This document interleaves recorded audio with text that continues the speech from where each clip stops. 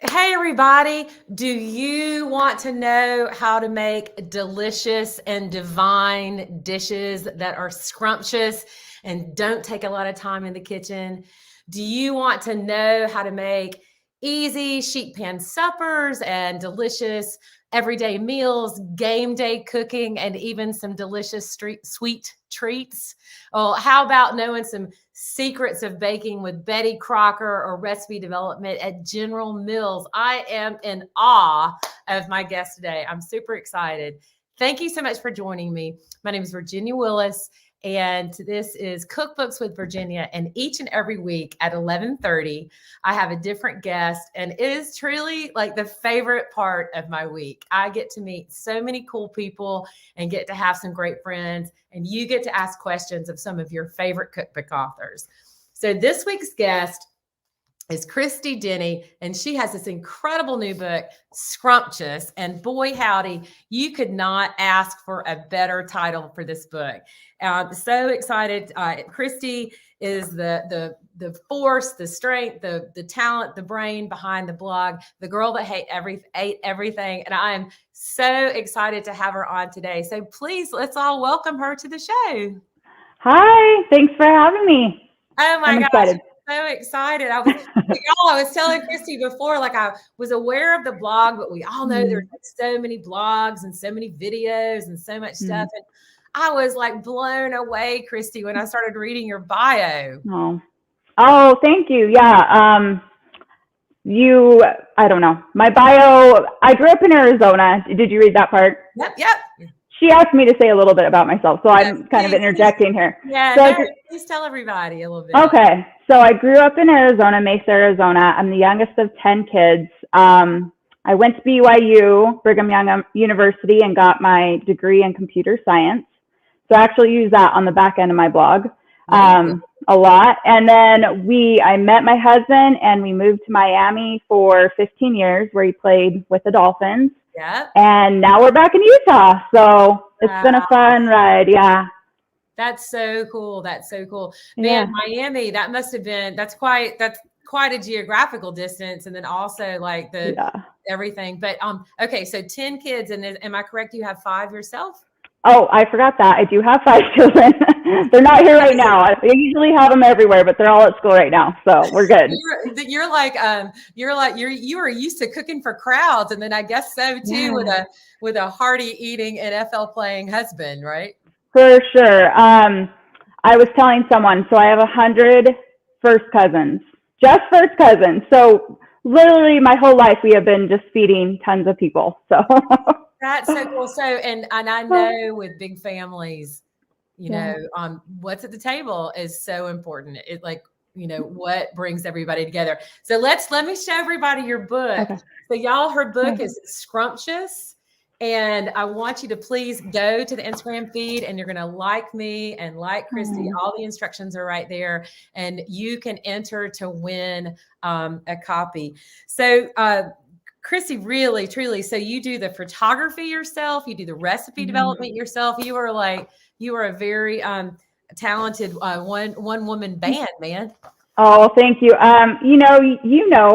You're a cook and a recipe developer. I mean, it just takes time and practice, and that's how you get better. I mean, my first photos were terrible, and my recipes, those develop too as you go along. Just you find your groove and what you like and what your followers like as well. Yeah. Well, so too, and I think that once upon a time, I've been doing this for 25 years. So, once upon a time, there was the photographer and like Lord God photographer kind of thing. And there were, and in the past 20 years, like everything has really changed, right? Like people are shooting really high quality photography on their iPhone. And so I'm sure that some of the photographers aren't happy about it. But I think it's super cool. Like, I love the fact that you are taking your own photographs for your books. I mean, I don't think anyone's going to let me do that anytime soon. Oh, maybe they would. Yes. It's definitely a little intimidating. It's always the first, because I've done another cookbook. I did a cookbook in 2014. So it's always the first photo that you're like, you have so much pressure and just like, I have to have it perfect. And from then you kind of get your groove and keep going from there. But So let's talk a little bit too. Okay, so you've got, I'm gonna flip through the book. So you've got one pan dinners, feeding a crowd, game day eats, low carb favorites. So that's pretty cool. I do Weight Watchers, and so I'm not keto or low carb necessarily, but those carbs always have a lot of points, right? Right. And, so I love ways to have my carb and eat it too, kind of thing. You know what I mean? Quick and easy, tried and true. When I posted the picture of these delicious stuffed shells, holy moly, I just wanted to dive straight into that. Let's see what else you got. You got tried and true, and then something sweet. So always. Yeah. So what led you to this? So like, is it just like you being a busy mom and understanding like what your readers like? And so tell me about like how you came up with some of these ideas. So like I said, in 2014, I did my first cookbook, and I kind of felt like I had to have what a cookbook is. I need to have appetizers, main dishes, desserts. But with this one, I feel like I just felt like I had the freedom to do what I wanted as a mom of 5 and what my readers have told me for the last 13 years. Like they want quick and easy. They want sheet pan dinners, one pan, so they don't have to do dishes. And so I felt like I could really just dial into that. And so that was really fun to do. And since 2014, since I did my last cookbook, I've kept a list of recipes that I wanted to eventually do someday if I ever did a cookbook. So that is so cool. And and I agree, right? Because I mean, it's nice to have a couple of appetizers in your back pocket, but I know that my daily life does not involve, aperitifs and appetizers before dinner. Absolutely. And I do have those in there. I snuck them in there with the game day food because that's also such a big part of my life. Yeah. But it's mostly dinners and with other stuff thrown in. So that's cool. And I think that I now live solo, but even I like a sheet pan dinner, right? Like it's just, I'll make, like, if I do chicken, I'll do 2 chicken breasts, and then that way I have one left over for the next day. Or, I'm all, even though I'm a professional cook, I like a skillet supper and a sheet pan dinner. And, like one pot, less dishes and stuff. All right, we've got game day, and Cynthia, I don't know if you're familiar with Cynthia Stevens-Graubart. She's a friend of mine, and she's also a cookbook author, and we are both huge dog fans. And so, we got to say go dogs on that one. All right, and then we've got Beverly here today saying hello. Hi, Beverly. Gail Skelton. Gail, you would love this book. It's just so awesome. So let me show some of this beautiful photography. That made me so happy. I mean, my gosh, that looks just so good. So one pan meals are my go-to when I need an easy, fuss-free meal. Which is every night. Let's be honest, that's every night. So tell us a little bit. So all right, so this book has just come out. Have you been doing lots of events for a book tour? And I know that the book tour situation has definitely changed because of the pandemic. It's 2014. So what it looks, the response seems to be amazing. Yeah, I think people are looking for easy dinners, and you're right, it has changed. I'm looking at my lights right here. I've done a lot of Zoom cooking segments because of what is going on. But I think that helps to get the word out there. But it's definitely out of my comfort zone. I'm not going to lie. No. Even this right now, you're so nice, Virginia. You're so nice, but it still makes me a little, so. Well, I mean, I think the thing is, and I feel like I'm speaking to everybody. It's like, even if it's like a Zoom call or a work call or something like that, like we don't have any control over the technology, right? And so that can kind of get wiggy. I mean, at the very beginning, just setting up, like I couldn't hear you. And it's like, oh, okay, let's see, what do I do now? Technology is the devil. And I think there's something to being in the room with someone and feeling their energy. So it's kind of hard over Zoom, but it also makes it a lot easier. So you're not flying everywhere. You can just do it out of your home, which is awesome. Right. Yeah. Right. And it's, it is super cool how, it just allows more accessibility. So sort of like with the photographers, right? Like there's just, there's more and more even playing field. All right. So let's talk a little bit about backyard tailgates and Super Bowl celebrations, because we're coming into, well, I feel like I just keep touting the Georgia teams, but we're excited about the Atlanta Braves winning the World Series. Yeah. And they've got a parade today, and we're heading into like high football season, the end of pro football, going into the Super Bowl in the new year, and we've got all the bowl games coming up and stuff like that. So, what's your sort of philosophy about game day food? Because you don't want to be scrambling, literally, like No. humble, right? You want to have a good game plan for entertaining or even if it's just family. Although when you entertain your family, you have a party, man. Oh, you're not kidding. Yes, I love having people over, but you're right with game day. So when I worked for General Mills, I was known as the dip queen because anytime I was in charge of game day food, I made dips. Because when you're doing game day food, you want no utensils. You want to use your hands. It's never pretty. Like you said, you don't want to spend a lot of time on it. So I think most of the recipes in my book are that. They're pretty simple and they're just get down and dirty. It's delicious, right? I love that. And it's also so good to have things that the dip is perfect because you can make it ahead. Like who wants juggling cooking and, juggling a whole lot of last minute cooking. People come over. I mean, that's never a good idea, right? No. And I'll tell you my Sundays for 14 years with the Dolphins. So we would wake up, I think at 7, and I'd have early meetings at church. So I'd take all the kids with me.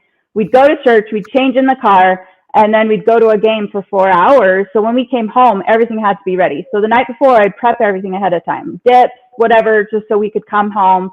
My husband, they usually ate their pregame meals at like 10 or 11.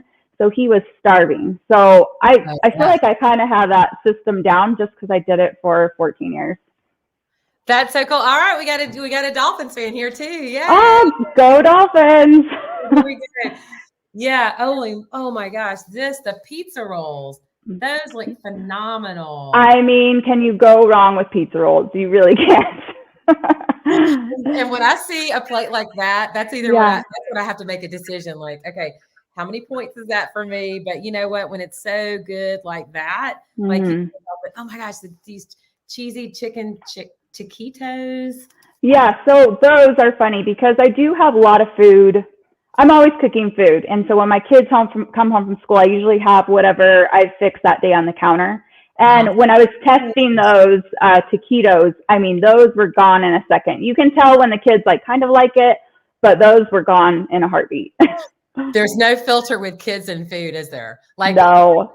Your friend might be like, oh, yes, this is not. Oh, yeah, I like it. But your kids are like, yeah. And especially mine, they have adventurous palates, but they're not shy about telling me, they just won't eat it. So if it's not good. What's the range of ages for your kids? So my oldest is 16. My youngest is 8. So I have 3 boys, and then my youngest are 2 girls. So. Oh, wow. Mommy got a full house. Full house. Literally and figuratively. Well, I'm the youngest of 10. So for me, 5 was like, oh, you went halfway. That's a good try. Just a small family, right? Just a small family. Oh, my gosh. And look at this. Holy moly. It's always hard to drive this bus. Look at that. Those honestly can be made in 10 minutes. So tachos, those are tachos. So nachos made with tater tots. You can't beat a tater tot. I know, but Virginia, you worked in the Food Network kitchens, right? Or for the Food Network. I didn't work at Food Network, but I have done some stuff with Food Network. I didn't work. So I feel silly showing you my tachos because you probably have really exquisite food and recipes. All right. Well, this is the deal. You're kind of saying, this is the deal. I have an opinion about ranch dressing and tater tots. Like if a chef sort of turns up his or her nose at ranch dressing and tater tots, I just think they're not telling the truth. Because it's good, right? Yeah. Because who doesn't like ranch dressing and who doesn't like tater tots, right? Yeah. I don't know. I mean, yes, I could make those by hand, and I'm sure there's some fancy French term for, that little thing. But right. But at the end of the day, I think the most important part is what you've done in Scrumptious, right? Thank you. Good, wholesome food, not a whole lot of canned and not a whole lot of super processed foods. things that are, good and good for you, as long as you're like, it's part of a major, family diet, like, right. Like I think, right. You just kind of, and the main thing, people to the table. Wouldn't you agree? I agree with that 100%. So I try to have family dinner every night. We go out on the weekends, but when we go around the table, we do the pit and the peak of our day. And you kind of, because a lot of times when you have busy families, you can be ships passing in the night. You can, you don't really know what's going on. So that's our opportunity to go around and just kind of see where everyone's at, what happened in their day. I love that pit and peak. Yes. Rose and thorn. It's called a lot of things. Oh, but I do love that. That's so wonderful. Because it really is. And it's also like just being aware. And, I know that I have tried really hard to be more aware of my gratitude and to more fully be grateful. You know what I mean? Right. It's easy to get kind of like, I got this to do, Oh my gosh. So y'all, if you want to win a copy of Scrumptious, please go to my Instagram feed and you're going to like me and like the girl who ate everything. And I just love that. I mean, I love that name and I love your explanation of how you got there. So let me ask you, I understand that you've kindly set up a blueberry cobbler demo for us. Ooh, let's do it. All right. So bear with me for a second. No, it's true. It's good. You're going to get real close to Cobbler here. Let's scoot you back. Oh, is that far enough? I think that's far enough. Let me a little bit. I'm going to scoot out and let you do your thing. Let's see. All right. Oh, there you go. All right. So today, Virginia asked me to share a super simple dish. I think sometimes as bloggers, we get caught in this blogger bubble where, we make things a little more complicated than they need to be. So I have a lot of friends that feel like they're not good cooks. They burn everything. They feel like they just can't do it. And so this blueberry cobbler, am I going to show you the final dish? No, we'll start. It's in my book. So the blueberry cobbler literally has 5 ingredients and it's a dump and pour. So I have melted butter. I have a half stick of melted butter. Can you see that? Oops, I'll scoot back a little bit. And then all you're going to do is add, let's see, we have a cup of sugar, a cup of flour, and a cup of milk. And I know these ingredients are super simple, but together they taste amazing. So we're going to stir this together. And then here we're going to put in some blueberries, but you can really put in whatever fruit you want. And the fabulous thing about where we live, we have access to everything. We have access to fruit year round, but you can also use frozen. You can use frozen raspberries, frozen strawberries, whatever you want. But today I'm using frozen blueberries. So as you can see, we just stirred that together. You guys, this is so simple. Okay, and then I have some blueberries. These are actually fresh, but frozen are just as good. We're just going to gently stir them in the end. And you guys, you're done. Can you believe this? That looks so good. So like I said, I have 101 first cousins. So for Thanksgiving, even if you don't have enough pies, just make this cobbler. We didn't even spend 5 minutes. That's what the prep time says it is. We probably spent 1 minute. Right? I was going to say no, and that's right. And you know what? That is so awesome, Christy, because that is like, I think that people come into holiday season. Yeah. You're exactly right. People get so uptight and freaked out and scared and worried and nervous about pie. Well, the crust can be tricky. And my advice is, you know what? You don't have to do everything homemade. You can totally buy a pre-made crust. No one will ask unless they won't. They just want to be together. But let's see. Look, I baked it. Yay! It smells so good. Smells so good. And I have ice cream over here, but we don't need ice cream, do we? I don't know. But you know what? That would work for breakfast. I mean, it is 9:30 my time. I can eat this for breakfast. There's fruit in it. There you go. Yay. Yeah. It's so great. So y'all, you saw how quickly Christy did that. It's like boom, boom, boom, boom, boom. And it really is. I think that's so awesome that you pointed out that that could be a great Thanksgiving. And totally. And I've made a cobbler before. Like you can't put raw apple in something like that or raw pear, as you know, of course, it won't cook in time. Right. But I've made a cobbler like sauteing some apple cubes first a little bit and then putting it in. So you get that. That would be great with a little cinnamon, a little butter. That would be Yeah. good.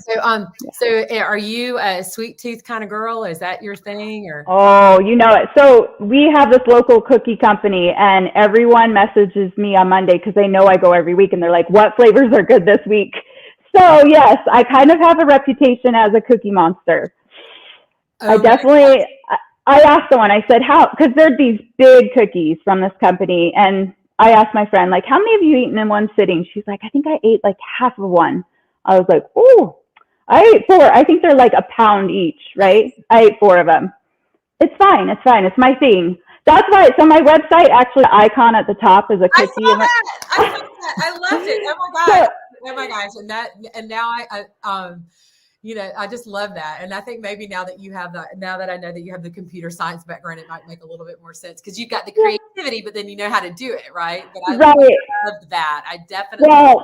I didn't do that though. But when I was having my site designed, they said, well, if you put that on the top of your site, they might think you just only do baked goods. And I said, I don't care because I love cookies that much. I don't care. It's just so me. So well, worse things could happen, right? Worse things could happen. They think that you're just a baking blog. So that's true. That's totally fine. You got to have a good cookie. You got, and a half a cookie. I feel sad. That makes me sad. I mean, Virginia, you have to see these cookies though. They're like huge. So. Oh my gosh. All right. Speaking of cookies, we've got brownie cookies. Now, yes. That's like the best of both worlds, a brownie and a cookie. Absolutely. One of my favorites in that chapter, though, the something sweet. I do love the apple crumble because that's one of my husband's favorites. Okay, let me get it. Well, it's a sheet pan apple crisp. So that one is so good.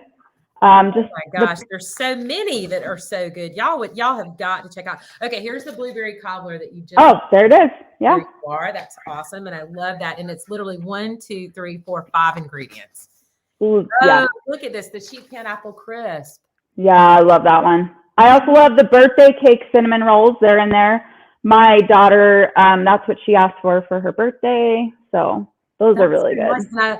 You know what? I have to say, like, I don't think I've ever seen a crisp done in a sheet pan like this. Yeah. That means that you get lots of delicious crispy bits. Exactly. So my husband, he's a connoisseur of apple crisp. So he said there's never enough crumble to apple. The ratio is off. So if you spread it out, there's just the right amount of bite of crumble to the apple filling. That is super, super cool. Yeah. And do you feel like that sheet pan suppers have become a thing, and then there's the slab pie. So it just makes so much sense. But once upon a time, we could find those rolled edge aluminum baking sheets in like restaurant supply stores. Now they've got them at like Costco, right? Like, yes, they have them everywhere. They have them everywhere. Oh my gosh. Oh, wow. So Christy, this is just so wonderful. Y'all, I want you to make sure to go to my Instagram feed and to sign up to win a free copy for the book. I've been so excited and such a goober about talking with Christy, but if you want to know more information about her, I want you to please visit her website. So I have a couple of questions. This is one of the ones that I'm a huge cabbage fan and a sausage fan. And that, it may not be attracted to the eye. And oh my gosh. That's what I was going to say. Give it a try before you judge it, right? But I have to tell you, that makes my mouth water. I love super simple country cooking. I mean, we could give it like some sort of fancy French Alsatian name if people thought that, you know what I mean? But yes. Sausage and cabbage is like cookies and milk. It's like they go together, right? Yeah. They go together. Where are you originally from? Virginia? My family's from Augusta, and I grew up in South Georgia, and I grew up in Louisiana. Okay, I figured because of the dogs. Go dogs, right? Yeah. Yes. Okay. I know. So, well, I've got a couple of questions. I can't believe we're almost at the end of our time, but I've got a couple of questions for you that I try to ask folks every week. But I do admit I got so carried away last episode with Dory Greenspan. I was having a little bit of fangirl moment. I forgot to ask. Yeah, I would too. Hello. I know. I mean, she's as sweet as she can be, but you know what I mean? It's like, it's still Dory Greenspan. So, okay. So so we got the sour, salty, bitter, sweet, and savory. So what's your favorite go-to? The sour, salty, bitter, sweet, or savory? Always sweet. Always sweet. My husband's the salty with the chips. That's his, like, you know, what's it called? Kryptonite. Mine's always the sweet. Oh yeah. Oh gosh. Yeah. All right. And then so what are some of the folks that you like to watch? Like, what is someone that you may like to, I mean, you've got 5 kids and a busy family, but like your inspiration on Instagram or food, you know, on YouTube or Food Network or whatever, who's someone that you like to watch? I actually really like to watch Half Baked Harvest. Do you know her, Tegan? Harvest? No. Yes. Write this down. See, I tell you, I always learn something. Yeah, so she is on Instagram mostly, but I worked with her at Old El Paso back when she was 19, and she's grown so much. But she's just such a free spirit, and I love her. She is so creative. So she's someone I like to watch just because she's not like everyone else, you know? That's so cool. That's yeah. So cool. I think it's and you know, once again, it's like there's just so much, the world is so open. You know, and social media can be toxic, right? But then it can be so inspirational and fulfilling. Absolutely. I think it's you decide what it does to you. I always try to create boundaries, like, okay, I'm going to, you know, because if you know it affects you in a certain way, maybe don't do it. That is sound advice, ma'am. That is sound advice. So on that same note, like, who do you like to look to for inspiration in cookbooks? Like, what is one of your favorite cookbooks? So recently, two of my friends, you know, I'm in this weird world where all of my friends are making cookbooks. So recently, my friend Carrie Ann from Oh Sweet Basil, she came out with cookbook Raised in the Kitchen. And then Tara Teaspoon, she came out with her. Do you know her? Yeah. And so we didn't overlap at Martha Stewart, but she worked at Martha Stewart. I worked at Martha Stewart, and she's been a guest on the show. So, hey, Tara, if you're watching. Tara's awesome. So they're one of the kindest people, and I just love seeing people go for it. I think putting a cookbook out there is so vulnerable. So to those who have done it and put themselves out there, I just give them props. Because it can be a hard place to be, just to be up for criticism and have everyone out there judging you. So preach, sister, right? Preach. I know. I got an email yesterday that they're gonna actually I'm in a cook off for an apple crisp, like a cook off, and they need a photo of something, and I have to tell you, like, oh my gosh, like, you know, it's not like apple. Like, honey, if someone went after my biscuits, I will die on the hill, right? Oh, die on the biscuit hill. But apple crisp, I mean, I was like, wait, what? Where'd you get the recipe? You know what I mean? I was completely like, just use my recipe. Just kidding. You give me your biscuit recipe, and you can have my apple crisp recipe. I'm gonna be emailing those folks. Well, I think that you should perhaps look at this one. So there you go. So all right. So last question. So what is one of your go-to tools in the kitchen? Like, I love, you know, like what is your indispensable? I would say, can I grab it real quick? It's probably in here. Honey, we can do what we want. Okay, this meat chopper. Do you have one of these? It's to chop meat. So when you're like grinding hamburger, and I got this at the dollar store, but it just breaks it out because no one likes those big chunk of meat. You know, you want to get it really ground. So this is my favorite tool. You are a rock star. I have never had those. I have never. It's every week. It has been different. So I am so excited, and you know, it's like you never know. But that's right, and I'm sure that's super cool. Well, I have just had a blast having you on. It's an honor to have you on the show, and I just love your book, y'all. So Christy Denney was Scrumptious, The Girl Who Ate Everything. If you have any questions, or you can email me, and I want you to go check out our site. And if you want to win a copy of the book, please head to my Instagram feed, and you're gonna follow the instructions like a good little person, and then you can enter to win. So Christy, thank you so much for being on the show. Thank you, Virginia. You're so nice and kind, and I feel honored to be on here. So thank you. That's all cool. We got to help each other, right? I know. I believe in that. So listen, so thank you so much, and best of luck with Scrumptious, and Thank you. we'll share all this out so everybody, so your fans and followers can see it, okay? Awesome. Thank you cool. so much. All right. Bye-bye. Oh, I didn't mean to cut her off. I'm so sorry, y'all. Okay, so Scrumptious. So head over to my Instagram feed and win a copy. You can definitely find this all over the place on all the websites that you like to support. Barnes & Noble, Amazon, Walmart, you name it, you can get it. I also want you to please consider supporting your local bookstore. You can do that. And just a couple other quick things. I am actually in the middle of a photo shoot for a new ebook. So y'all may know that I put out a little ebook, and you can also order it by paper, called Fresh Start. So I'm in the middle of Fresh Start Volume 2. Super excited. It's a real life daily guide to healthy eating and weight loss. So there you go. So many of you know that I have now actually lost 70 pounds. So I'm super excited about that, 70 pounds. And I still eat good food. I still want these stuffed shells, and guess what? You can have it. It's just a matter of balancing things out. And then the last thing I wanted to share with you is make sure to pick up a copy of Eating Well magazine this month. I have a big story on Make Ahead Thanksgiving. So, all right, y'all, thank you so much for watching Cookbooks with Virginia today.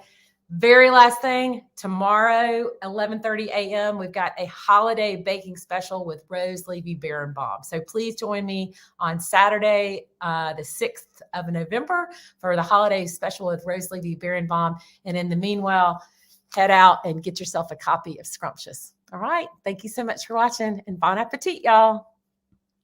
Bye-bye now.